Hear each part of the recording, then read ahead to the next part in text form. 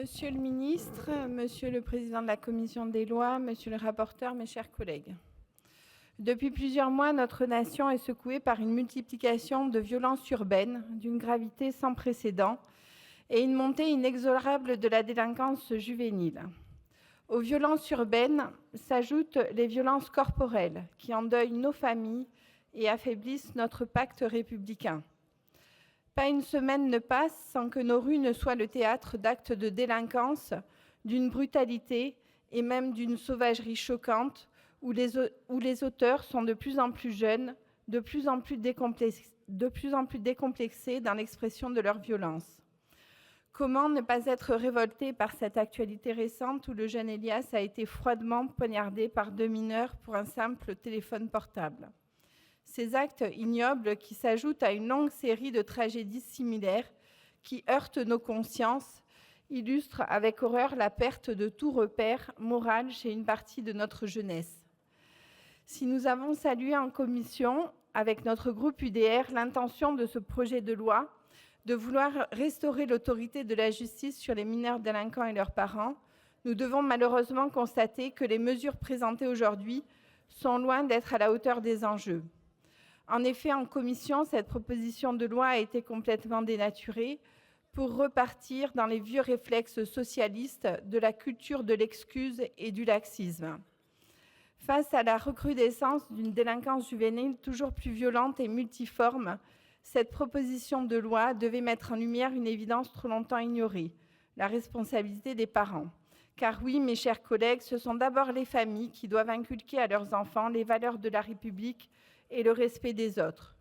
Et le bloc central a supprimé dans ce projet de loi 2 mesures importantes, la responsabilité civile des parents solidaires de plein droit pour les dommages causés par leurs enfants mineurs et la comparution immédiate des mineurs que porte depuis de longues années Éric Ciotti. Or, il est temps d'en finir avec cette philosophie de l'excuse qui a trop souvent réduit la responsabilité individuelle à un contexte social ou familial prétendument inévitable. Cette complaisance intellectuelle n'est plus admissible et gangrène depuis trop longtemps nos institutions. Les défaillances éducatives coûtent cher à la société, mais elles coûtent encore plus cher en termes de cohésion nationale et de respect de l'ordre public. Les politiques d'accompagnement et de protection n'ont jamais été aussi nombreuses. Le niveau de protection sociale n'a jamais été aussi élevé. Ce n'est donc pas ce qui pêche, contrairement à ce que veut nous faire croire l'angélisme de la gauche et le dogmatisme de l'extrême gauche. Et la protection de l'enfance, aussi légitime soit-elle, ne doit pas être un blanc-seing pour des actes délictueux. Le préfet de police de Paris, lui-même, rappelait en audition que dans la capitale, 1/3 des violences et 40% des vols sont commis par des mineurs. Ce texte, s'il est adopté en l'état, manque donc de fermeté, de clairvoyance et passe à côté des solutions nécessaires face à une violence qui s'intensifie. Nous regrettons que la loi Ciotti de 2011, qui avait été votée pour responsabiliser les parents et encadrer plus fermement les mineurs délinquants, ne soit plus appliquée depuis le passage de Madame Taubira au ministère de la Justice.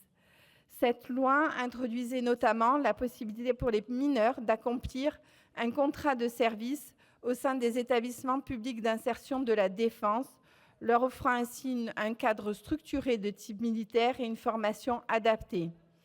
Cette loi prévoyait des mesures concrètes pour les parents d'enfants récidivistes et une responsabilisation accrue des familles, mesures que nous devons aujourd'hui remettre à l'ordre du jour. Avec Éric Ciotti et le groupe UDR, nous ne céderons ni à l'angélisme de la gauche, ni à l'opportunisme des macronistes, ni à l'abandon de nos valeurs par les LR. La justice n'a pas vocation à être seulement réparatrice. Elle doit aussi être dissuasive. Mes chers collègues, ce projet de loi que nous examinons aujourd'hui se voulait une réponse nécessaire, attendue par nos concitoyens. Mais ce projet de loi manque désespérément de souffle et d'audace. La situation exige des mesures fortes, courageuses et sans ambiguïté que nous continuerons à porter avec Éric Ciotti et le groupe UDR, et nous voterons ce projet de loi si les mesures initiales sont rétablies. L'historien Jules Michelet écrivait « Éduquer, c'est élever un enfant à la dignité de l'homme. L'autorité, loin d'être une option, est une nécessité pour préserver la paix civile et garantir à chaque citoyen, aussi jeune soit-il, de respecter les valeurs de notre République.